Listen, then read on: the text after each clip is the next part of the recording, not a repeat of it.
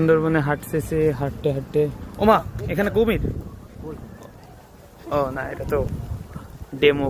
জীবনে প্রথমবার সাতক্ষীরার রূপসী বাংলা ম্যানগ্রোভ ফরেস্টে যাচ্ছি।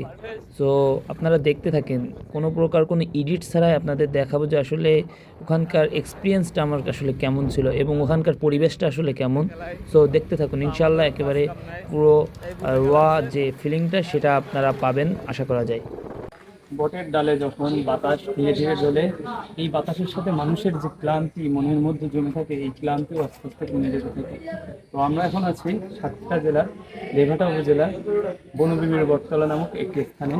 তো এখানে প্রায় 3.5 একর জায়গা জুড়ে একটি বট গাছ আছে, যা প্রায় 400 বছরের পুরনো। আশা করা হয় এর থেকেও বেশি সময় ধরে পুরনো এই বট গাছ। তো বটতলায় আসলে আসলে বোঝা যায় যে প্রকৃতি কতটা নিস্তব্ধ এবং কতটা অপরূপ। তো আপনারা চাইলে এই বনবিবির বটতলাটি আগে ঘুরে তারপরে রূপসী বাংলা ম্যানগ্রোভ ফরেস্টে যেতে পারেন।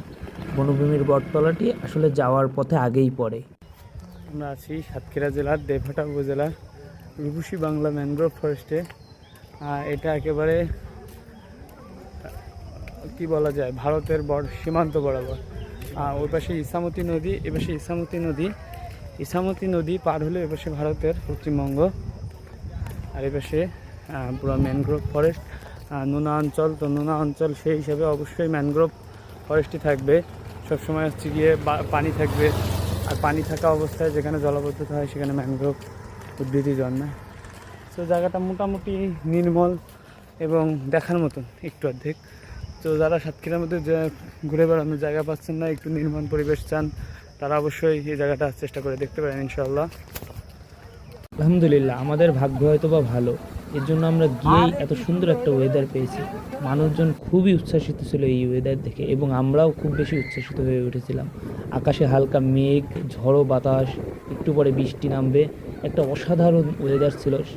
টানা কতদিন ধরে একটানা গরম ছিল, তার মধ্যে হঠাৎ করে এত সুন্দর একটা পরিবেশে এসে এত সুন্দর বাতাস, এত সুন্দর ওয়েদার দেখে আসলেই খুব উচ্ছ্বাসিত মনে হচ্ছিল আমাদের। বাংলাদেশকে ডুবিয়ে দিবে খুব দ্রুত। শুভেন্দু দাদা রাগ করেছে, বাংলাদেশে কুরবানি করা হয়েছে, বহুত করা হয়েছে, তাই শুভেন্দু দাদা এদিকে ঝড় পড়াচ্ছে।